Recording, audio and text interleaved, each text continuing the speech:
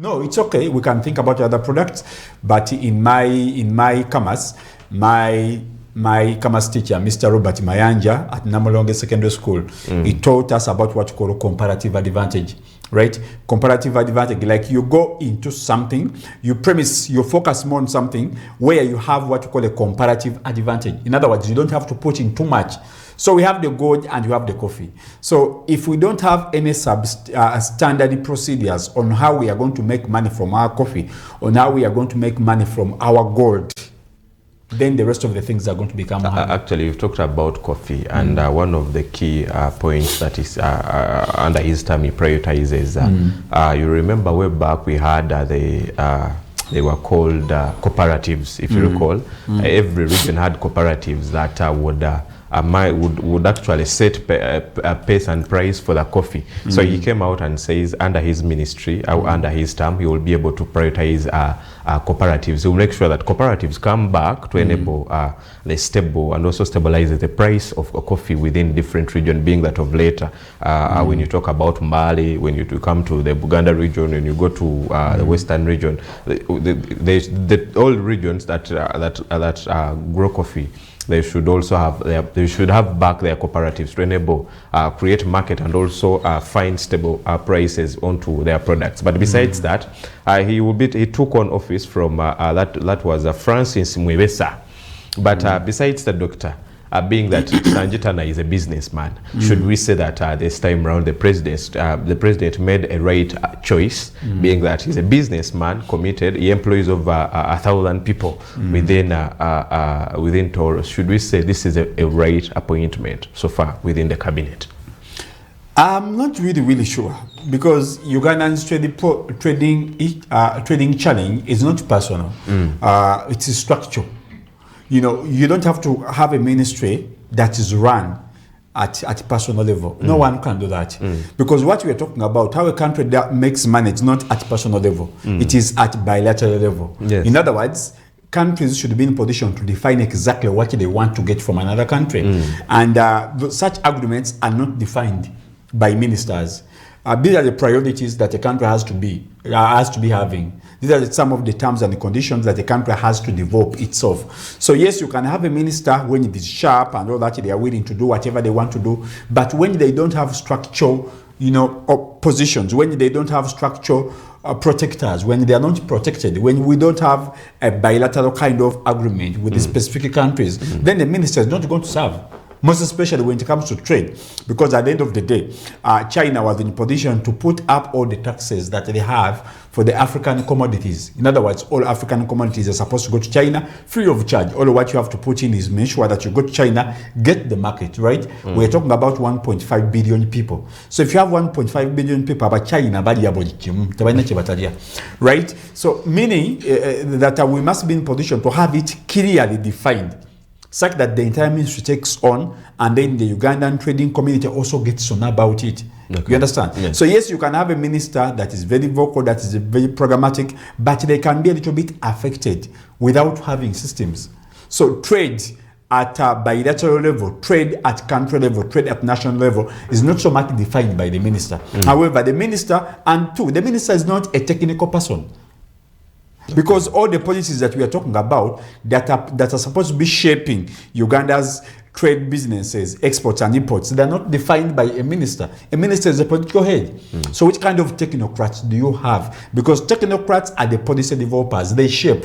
You understand? Yes. They shape what you can refer to as a country's foreign policy. How do you want to trade with Kenya? How do you want to trade with South Sudan? How do you want to trade with Germany? How do you want to trade with Canada? These are policies that are designed and developed at technocrat level. So when the minister comes in, yes, they can do some lobbying, but at the end of the day, even when he does lobbying without a clear protocol, without a clear bilateral agreement that binds, because at the end of the day, we have the items here. The items are here, the trading items are here, but how do we take them out? I'll give an example.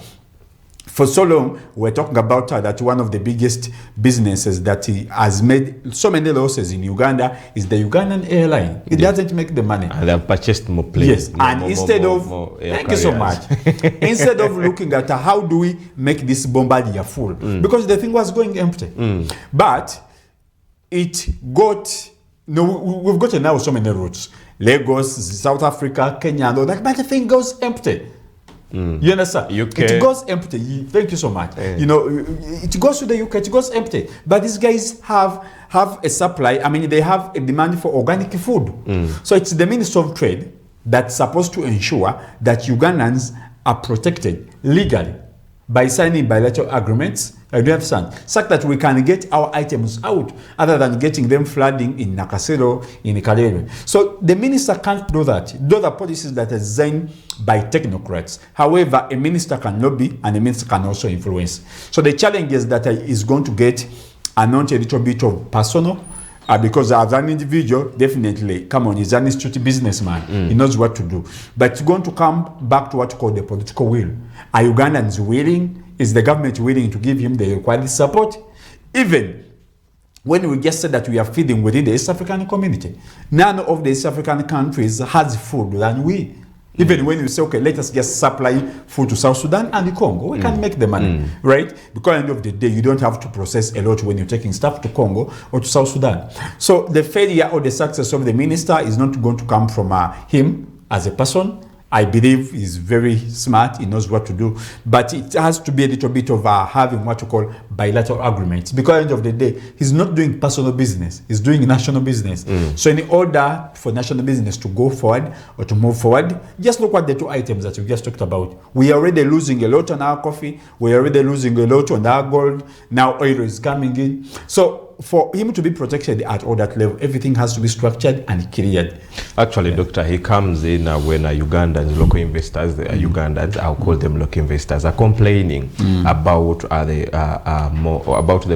priorities that are being given to foreign investors. For example, when you talk about the tax holidays that are being given to investors out that come in Uganda, and local investors say they are being denied such opportunities, saying that they are also investors, regardless they are called or they are local investors. So should we say, being that one of the key points that is prioritizing is industrialization, so should we expect equality among local and the so-called international investors that come in to invest in Uganda? I think the Ugandan Investment Authority, we just need to be very clear about what their mandate is all about. How do you call someone an investor, and then they come around, you give them tax holidays, First of all, you give them free resources. Yes. Most of the Land, investors, for electricity, some time, they taxes. just have that. You give them free, those are not business people. By the time someone, and who does that in Uganda? The government. No, Uganda is a rich region. You understand? Yes. So by the time someone doesn't want to even to invest in the basics that will be electricity, then they are not investors. Probably we're talking about brokers. You know, someone can come from China, but he's working for someone here. Yes. So you put up a China na ukateka wao, like one time President Museveni yagamba aka China wakabba.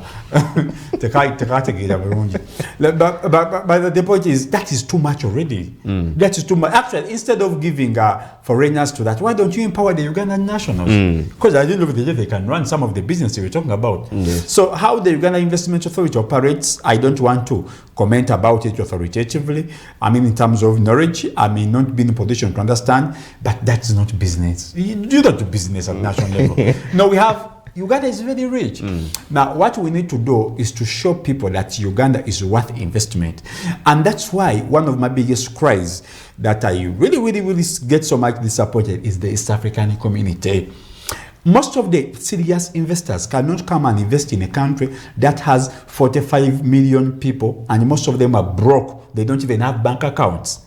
Because for someone to come and invest in a country, they must have evidence that their resources are going to be sold off.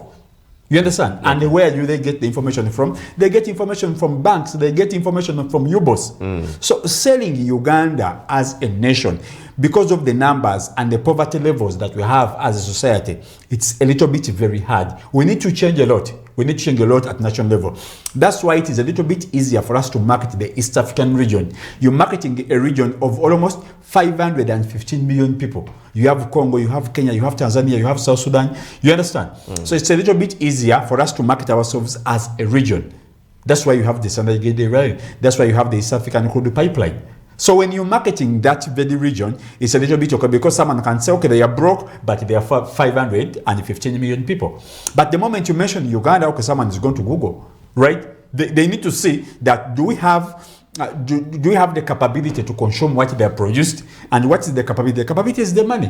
How do Ugandans make the money? How do Ugandans spend? So it's a little bit easier for us to market at the East African level rather than marketing Uganda, because in the eyes of serious investors, there's no business in Uganda. But a serious investor, they are looking at number one, how much money do you have? Your per capita income is $10.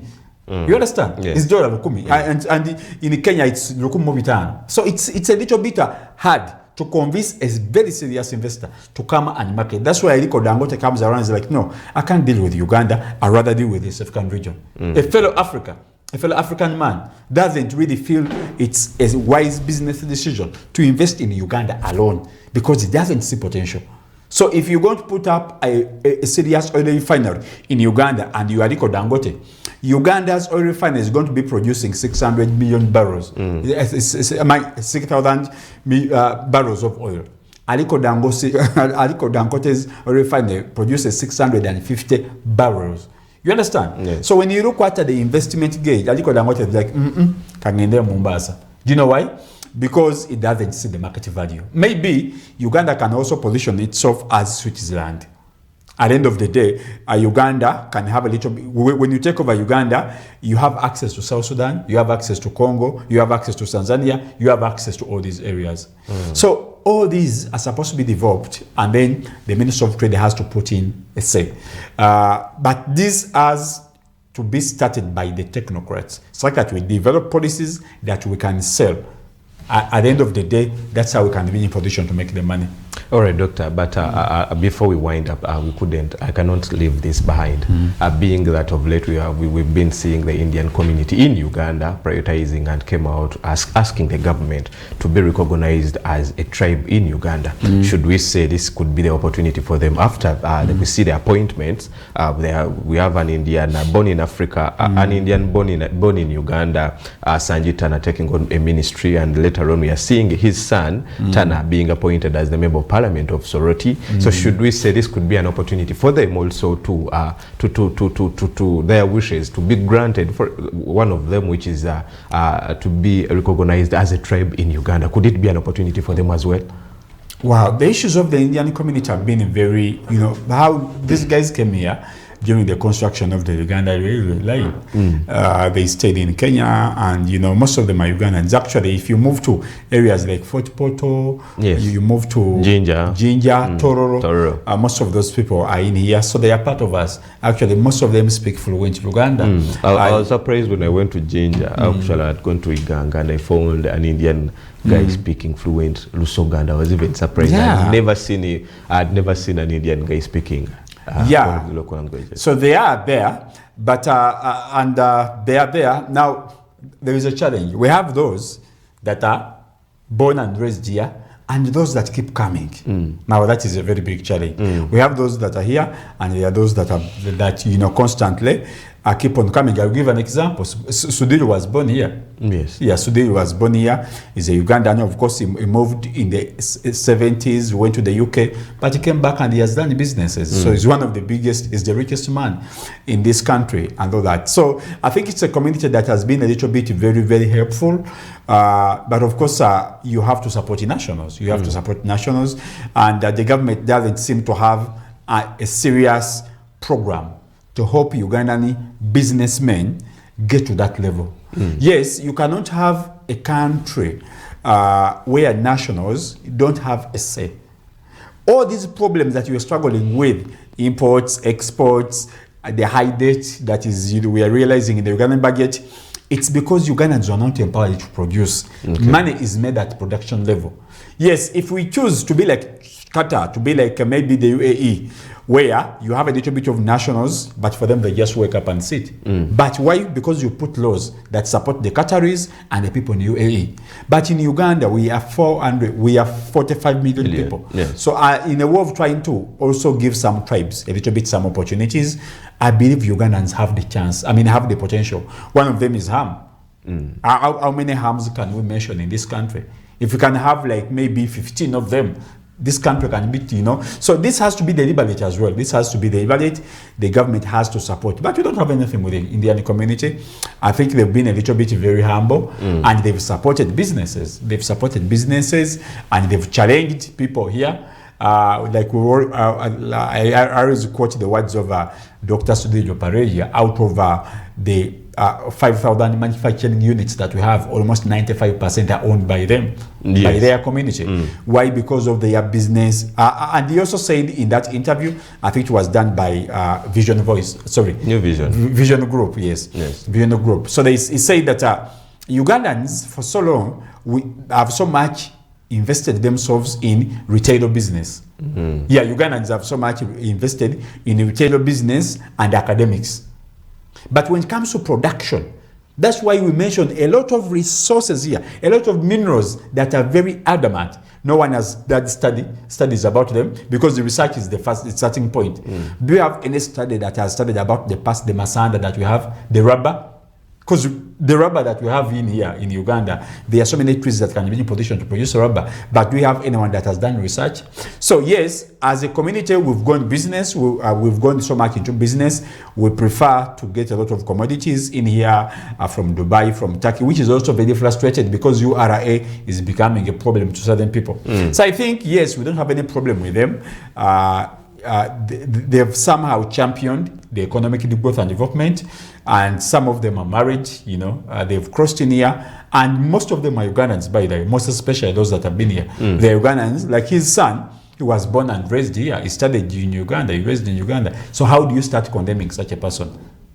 So you agree that they should be recognized as they should be recognized. Same, like how it is in Kenya, they are recognized as a tribe in Kenya. So it same applies to Uganda. Even if I'm not sure, I don't know if it is still there, but for Uganda, or out of all the ministers that were appointed in Uganda, there was an Indian minister. Yes. We had the Sinji, the NRM Sinji Katongole. You hosted him here in Ugibalt inside the politics. Ugibalt. Yeah. So yes, I think they've been a little bit verified. With helping Ugandans learn how business is supposed to be. Business is something different. Yeah. Business is something different. I think they've been very supportive to this. All right, then I'll bring you back to the East African community, where we saw the United States of America. It came out and approved $50 million to Ebola response. It says, it commits itself to strengthen the Ebola response in Uganda and DRC of Congo, funding the emergency treatment clinics, and it says it will be able to establish 50 emergency clinics in Uganda and also in DRC. Should we say, I remember you back then you mentioned that this could be an opportunity for the US to come into onto the African continent, because it had lost value, and also very many people had lost trust in it. So should we say this could be an opportunity for them to come back, being that we saw it leaving very many organizations that would help provide aid to African countries, most of them? So they are coming back now with $50 million specifically for Uganda and DRC as a token response for the Ebola outbreak between Uganda and DRC, setting up clinics in most affected areas. Which affected areers? Because in Uganda, I was also going to ask that question. But in Uganda, how many? You are the one who's doing the story, because we had only because we only had 7 cases, and we've not actually. I think for now 5 days we've not had any new case. Maybe if the minister has been in position to declare something, but at least we've not had any new case. So why are they bringing the clinics? But of course, could it be an opportunity for the U.S. government to come back into the African setting? Do what? Because you've said that they are bringing $50 million US dollars. Yes, remember the health deals that were being rejected by most of the African countries. So could it be one of the ways they thought of it using Ebola as one of the tactics to come in Uganda and DRC? No, actually, no, the other one is done. It was signed in January. The other one is done. Maybe this is an additional. So like you've said, they say that America is coming in to support Ugandan response to Ebola by providing 50 million, US dollars. But also that takes us to what? No, the 50 is going to be divided by two countries. It is a share. Countries. It is between Uganda and Congo, but specifically to set up clinics that will respond to Ebola patients. Okay. I so much for the 500 million that was, I don't know if it's yet out, but this was by the African Center for Disease Control. The African Center for Disease Control. They also decided to extend support with almost 500 million US dollars to both countries to ensure that there's a little bit of a strict response as far as the spread of Ebola is concerned. So if America is also coming in to add, maybe to give their support, because at the end of the day, we might think that maybe we had 7 outbreaks and everything is down, but you don't know how diseases surge, most especially when you have a society where most of us don't go for medical attention. Yes. When you feel the kisoja, yes. So I think support is still required. Support is still required if it is indeed support. Actually, this comes after the presidential address on Ebola that happened on Thursday at night, and he came out and said that Ebola, people should be mindful of the Ebola virus, and also he was able to clarify onto how Ebola can be spread, and told people should be very cautious. But besides that, we saw the World Health Boss came out and congratulated, praised Uganda onto how they have been able to respond to the Ebola. So should we say this could be an award onto how things are being done in Uganda concerning viruses that are being whenever we get outbreaks of viruses, but there's a way government handles issues concerning the health of the Ugandans? No, Uganda has had the best response. Uganda has had the best response. Each and every time an outbreak has been coming around, Uganda has had the best responses. So I think the ministries and the specialists that have been on the forefront, actually I think for the last 20 years, since we had our first outbreak, we have people that have been on the ground, and their response has been very fundamental in curbing the spread of the disease. Yes, to the extent that we even exported our expertise. Ugandan medical doctors were sent to Liberia, they were sent to Central African Republic because of that's what we call combat experience. In other words, when you have a soldier that has been trained but they've never been in a war zone, they don't have what you call combat experience. So when it comes to fighting Ebola, I think Uganda has the best combat experience. When it comes to using, number one, the personnel, the resources, Uganda has always had the best within the region. Okay. So if it is maybe giving us more support, that's cool. Actually, they're trying. I think they're giving out more support, being that this comes after restrictions from different parts of the country, of the world, where we saw Uganda, Kenya, Southern Sudan, and also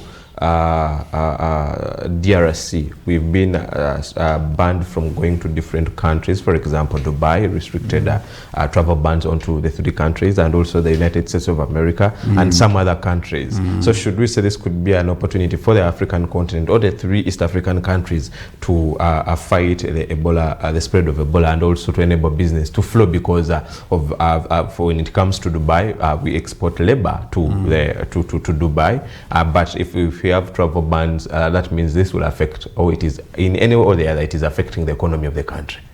Yeah, we've talked about this several times, that what we call Ebola, we've not had sufficient evidence.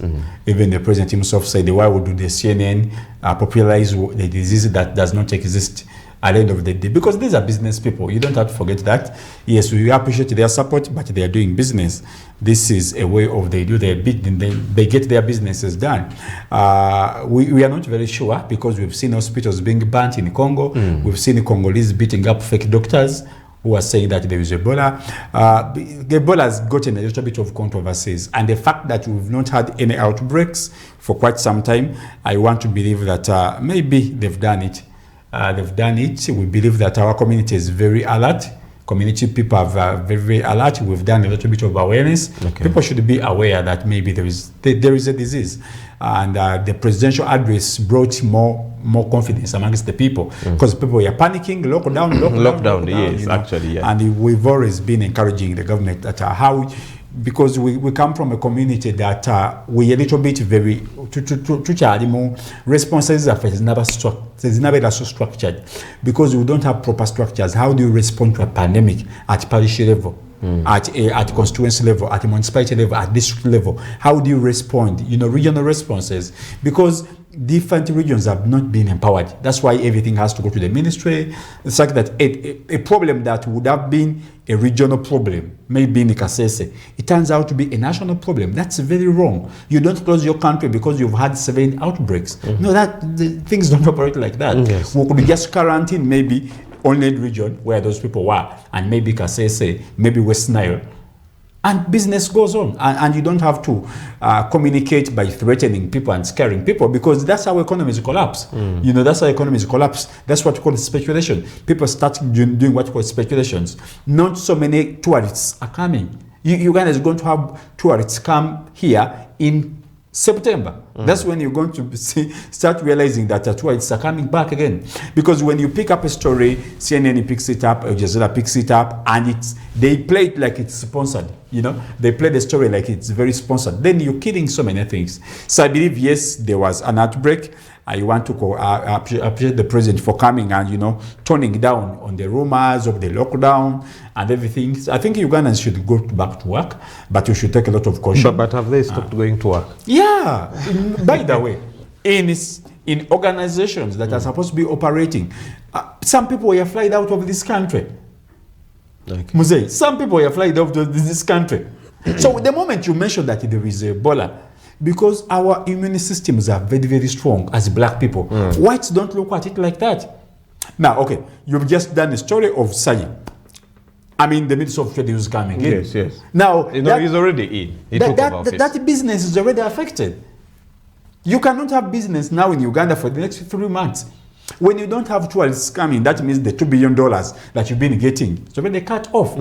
You can't have so many people that are going to be traveling.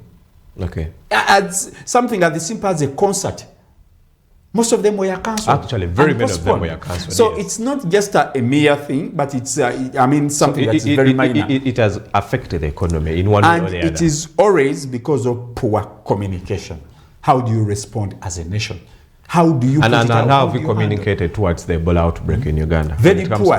The poorest I've ever seen. But we were praised for how we've been able to respond to. Now, when you talk about tornadoes, the General Secretary, the Director General of the World Health Organization, first of all, the organization has been cut off. It has been cut off from funding. Yes. So if you really want to have the World Health Organization get funded again, what do? You have to show that the World Health Organization is needed. And by the way, almost 90% of all the operations of the World Health Organizations are on the African continent. By the way, because diseases are manufactured here. Not only diseases, wars. So the World Health Organization doesn't have any business in America. Maybe pharmaceuticals. When they get to know that, there is Ebola in Africa, ngaliwo muyaya alikola. Ngalitwali World Health Organization. World Health Organization is a budget. The Ugandan government, this is what you're going to use to treat your people. You understand? Yes. So we shouldn't so much listen to most of those people at that level. That's why internal capacity building is very, very important within our country. So now I need people be away, but in order to show the relevance of the World Health Organization and why they need a budget, you really have to put up some kind of crisis. Okay. So the World Health Organization does not operate anywhere apart from the African continent and South America. Otherwise, you can't take. And also, when you go to Asia, mostly the Pakistan countries, but almost 90%. Most of the work is being done in Africa. 90% in Africa, and between 50% it is Congo and Uganda. Why Congo? 50% Congo, Uganda, Congo, Uganda, Congo, Uganda, Congo, Uganda. But by the way, mostly let me add something. Not 50% Congo, Uganda. 50% Congo. Not Uganda, not involved. Now, the moment you say Congo, definitely Uganda comes in. Congo doesn't have structures. The capital city of Congo is Uganda. The capital city of Congo is Uganda. In other words, you cannot do anything substantial in Congo without Uganda being in because Uganda is a launch pad. Doctor. And maybe sometimes in the last 10 years, 15 years, Rwanda is also coming into the picture. But how they deal with Rwanda and how they deal with Uganda is different. Different, yes. You understand? Yes. But it's all the same business. So the World Health Organization also needs to show its value and its relevancy by emphasizing how the disease is killing so many African people, and that's how they seek funding. You know, the Director General also wants to get some allowances. From that, Doctor, we're coming back with more stories of Congo being that they have plans of changing the constitution of Congo, where the president has, after his second term, he will not be voted again, but he will stay in power. And very many people are on the streets protesting against the amendments that are going to be done onto the constitution. We are coming back with more stories. Don't touch that dial. New Day is the show that you're watching.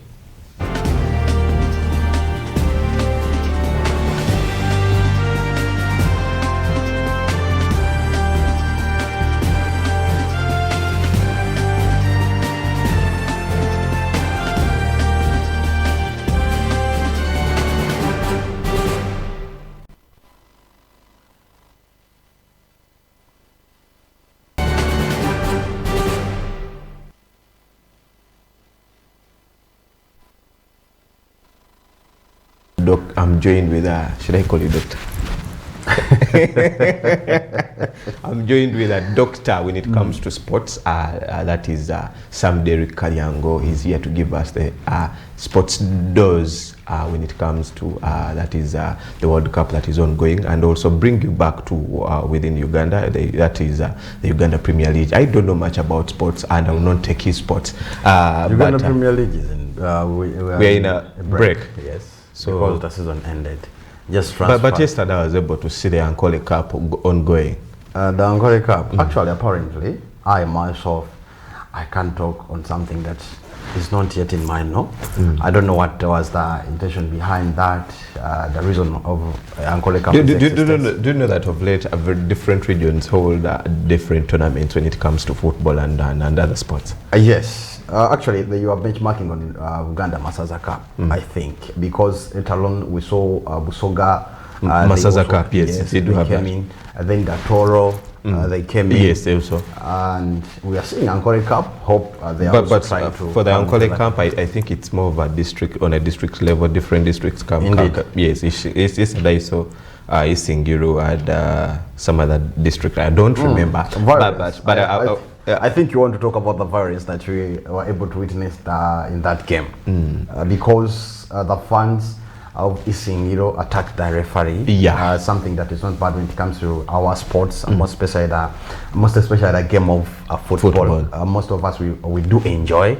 If we can see that hooliganism, we condemn that not to appear on bigger stage. All right, Sam Derrick, the stage is all yours. Thank you. You're in charge of the floor. By the way, how are you doing? I'm okay, I have no problem. I'm alive, I would say. You know, things may not be okay today or tomorrow, but we just keep on moving regardless. And being that of late, I'm working on different projects. I've created something for the boy child rights. It's called Omusajja Foundation, and we focus on the boy child. Have my handshake. Because you know why? That initiative is very good. Most of the people out there, most of the time they consider a girl child. Yes. And they leave out the boy child, forgetting that after this life or after school, that girl child is going to be getting married to that boy child who has not been given time to be mentored.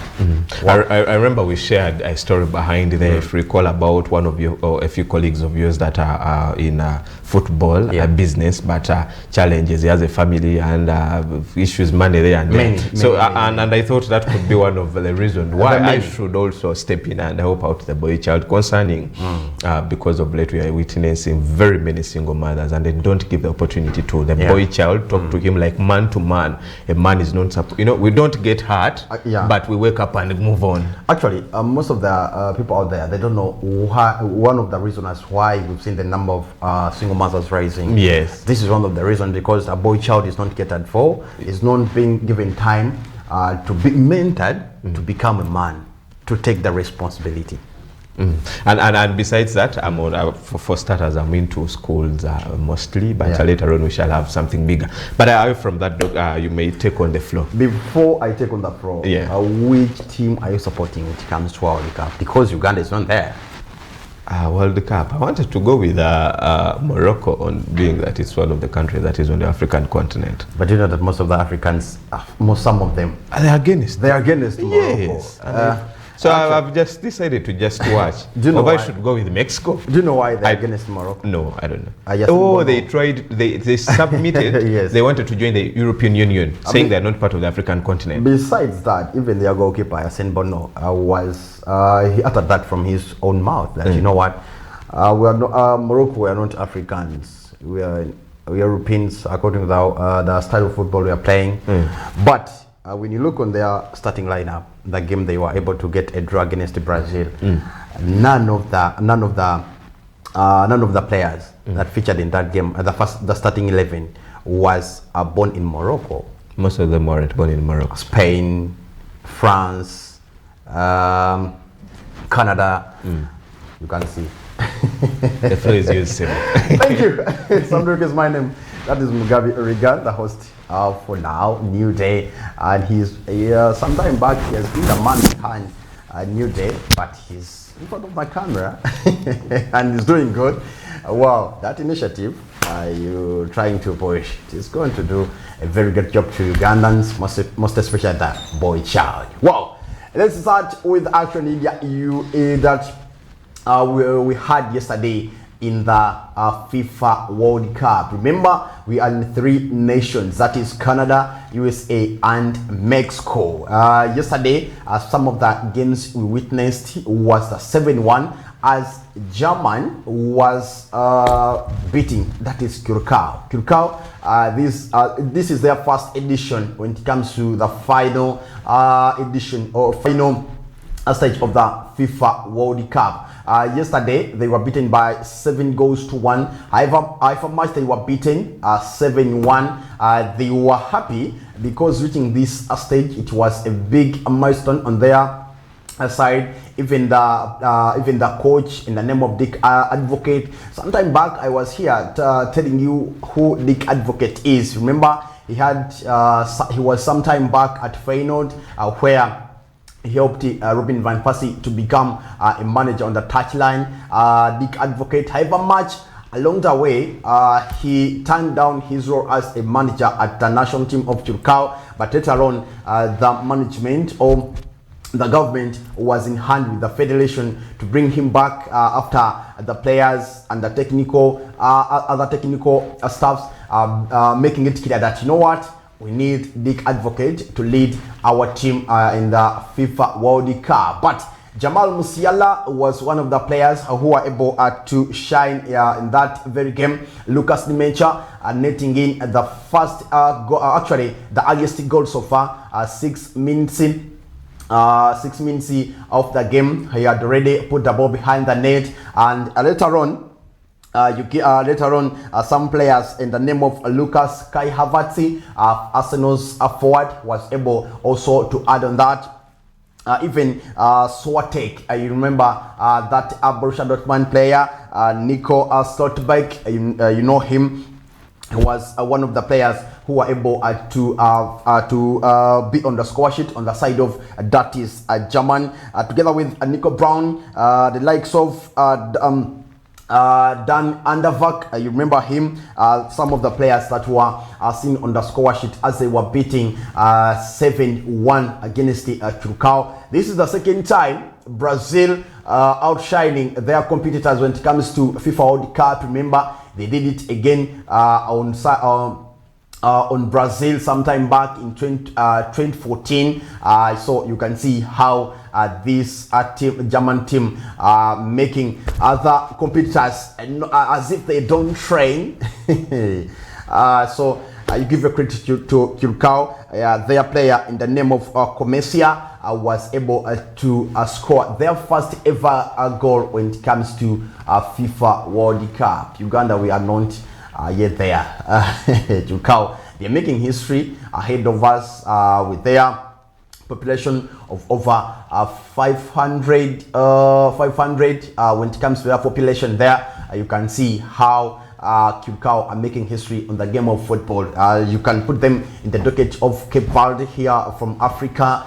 So that is how that game went on yesterday. Other games we had yesterday, we saw a game as Brazil was making a 1-1 draw against the that is Morocco, one of the African best sides apparently. When it comes to the game of football, you can put Senegal and Morocco in the same docket because they're one of the best performers when it comes to African football.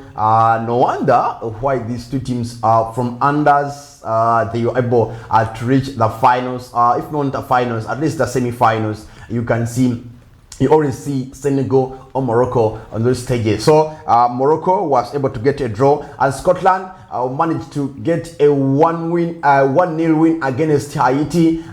So you can see, even we got a shocking result. Netherlands failed to get a win against Japan yesterday after them settling for a 2-0 draw.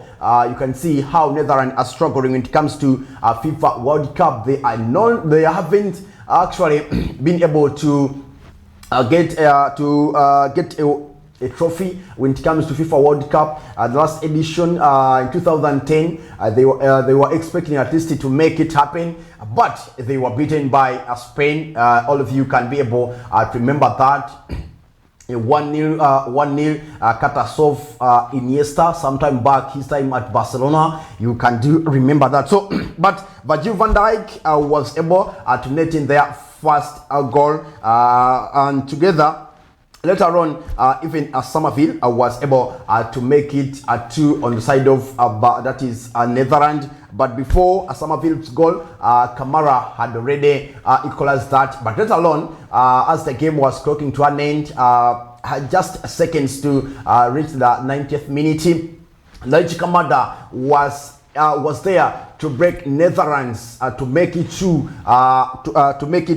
and the game settled in a 2-2 draw. So that is how the game that is how it was yesterday when it came to FIFA World Cup. But earlier today, Ivory Coast, one of African teams that we always have hope when it comes to always our hope is in this Ivory Coast. Some of the teams we always expect at least to deliver on the side of African football. They were able actually to beat Ecuador 1-0. Manchester United's forward Amad Diallo netted in the long goal for Ivory Coast to give them a win against Ecuador. The goal came in the 90th minute. Diallo with his brilliant finish was able to help his team get a first win this edition against the Ecuador. Remember, Ecuador, some of the teams they were favorite in as they were coming to this fixture, but Amad Diallo had to break that, and the 3 points went on the side of the African boys there. Sweden, actually it was around 4 a.m. earlier this morning. Sweden were able to beat Tunisia 5 goals to 1. One of the highlights in that game was Sweden's scorer in the name of Yarabi Yakubi.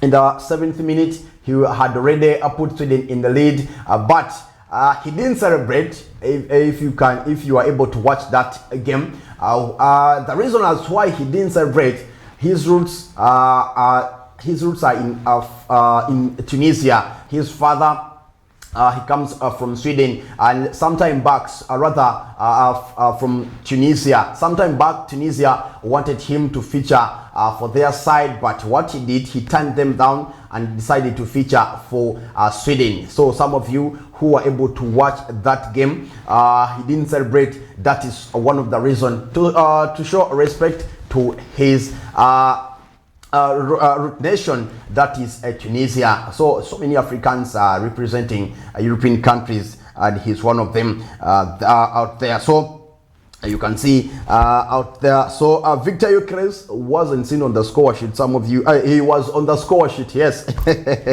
he was netting it actually in the 59th minute. Victor Gyökeres was putting the ball behind the net, meeting an assist from Alexander Isak, that is Liverpool's forward.